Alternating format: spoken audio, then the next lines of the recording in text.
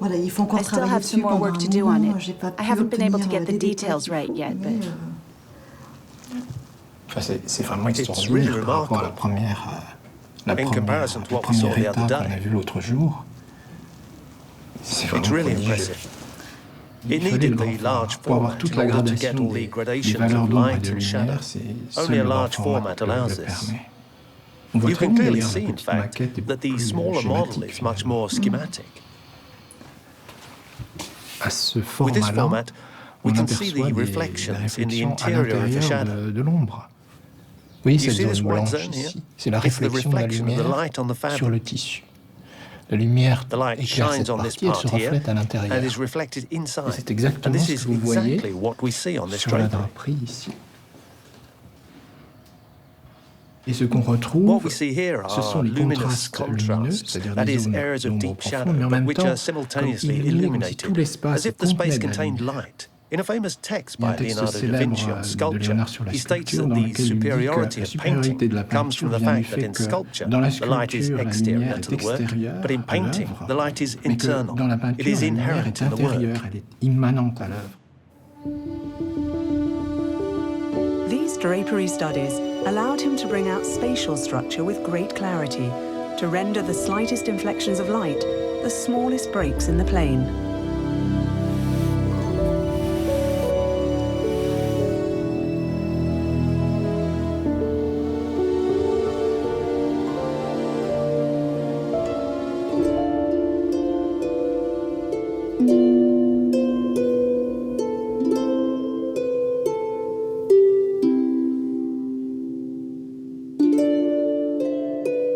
The care Leonardo took with the rendering of light is seen in his very first painting.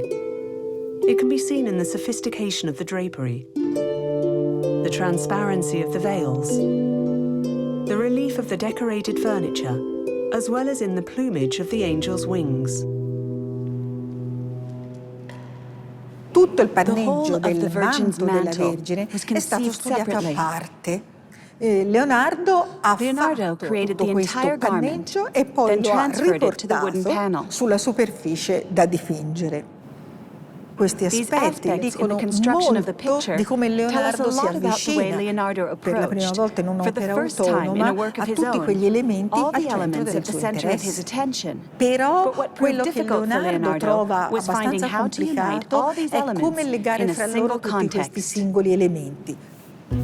The symbiosis between human beings and nature, in which Leonardo da Vinci's later paintings excelled, was not yet fully mastered. To achieve the subtle gradations of shade and transparency, he combined two different painting techniques on the wooden panel. Egg tempera, a mixture of pigments and egg, which he had learned from Verrocchio, and oil painting.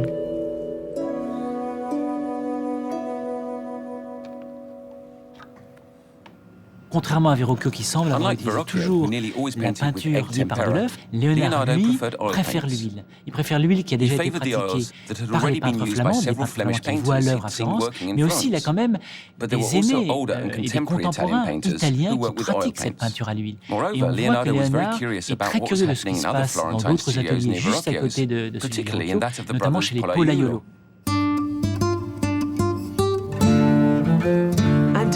Piero Pollaiolo directed Florence's other great workshop. Much appreciated by the Medicis, they painted many portraits of young bourgeois Florentine women.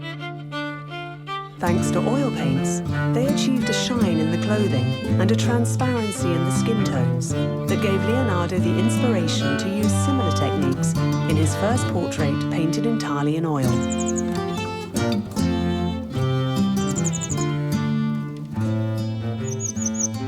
Ginevra Benci, c'est vraiment une commande très importante. C'est l'ambassadeur de Venise à Florence qui a demandé à Léonard de peindre l'objet de son amour platonique.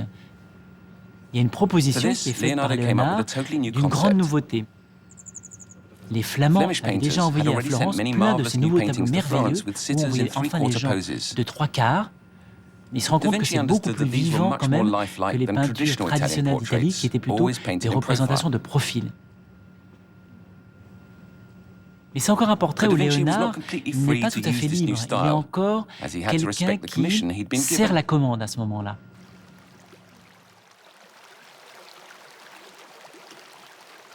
Leonardo da Vinci took inspiration from these new techniques and ideas that was circulating in Florence. He made them his own, and his first portrait astonished Florentine society.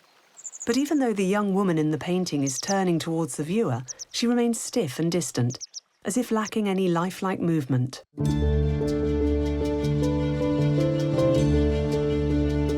The painter then embarked on a new quest. After having studied light, he wanted to investigate movement. But to imitate nature fully, it would take more than just copying appearances. He would need to know how to reproduce the movement that animates everything that is alive. Leonardo da Vinci achieved this through drawing.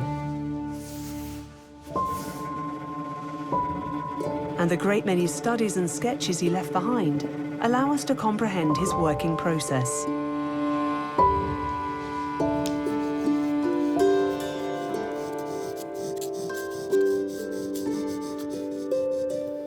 This is one of the few early drawings that we have by Leonardo at Windsor. It was probably executed in the late 1470s when he was still living and working in Florence. You can see a study of the Madonna kneeling in a landscape, suckling the child with the infant Baptist here. Well, at this early stage in his career, Leonardo tends to use metal point for very careful drawings from the life, but pen and ink, as here, for his more imaginative drawings. With the pen, he could work very quickly over the surface, and simply trying to get a form down as quickly as he can to capture a sense of vivacity.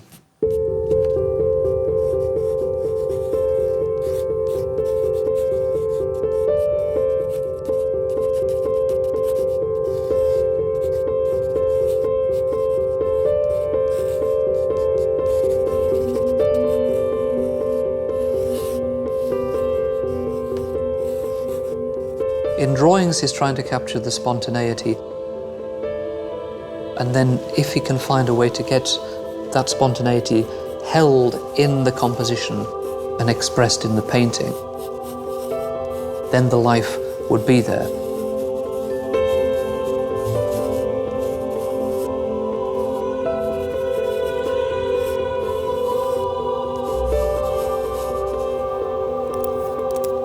Leonardo trusted his instincts. He invented a new drawing technique based on spontaneity of gesture that he called componimento incolto, or instinctive composition. Dans ses dessins, on a des résultats inouïs.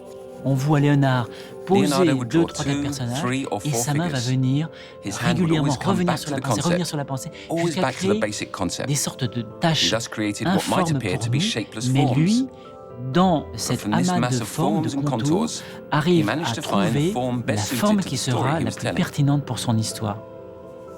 Vous avez des dessins pour Sainte Anne, où l'agneau ressemble à un lama, parfois à un chat. On ne sait pas trop ce que c'est comme bestiole. L'important, c'est le mouvement. L'important, c'est de trouver l'énergie de la composition.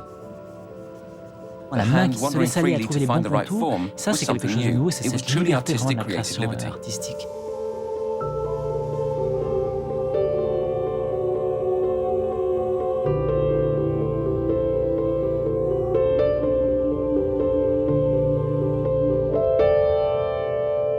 This achievement of freedom through drawing was a turning point in the painter's life. At the age of 28, he received his first major commission, a representation of the Adoration of the Magi, and he approached its composition in this new way. The restoration work on this painting, left in the preparatory drawing stage, brings to light Leonardo da Vinci's working process.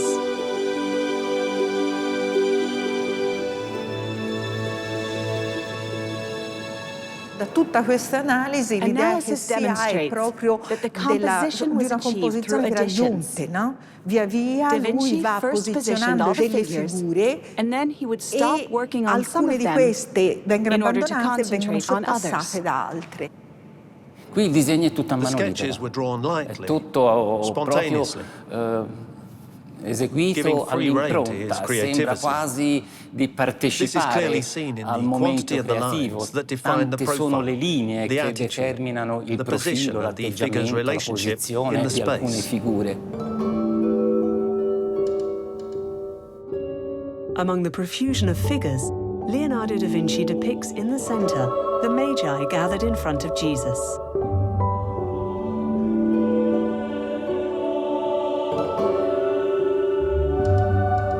Around them, the entire crowd is caught in a turmoil that can be seen on every face. Then he let his hand run onto the edges of the wooden panel.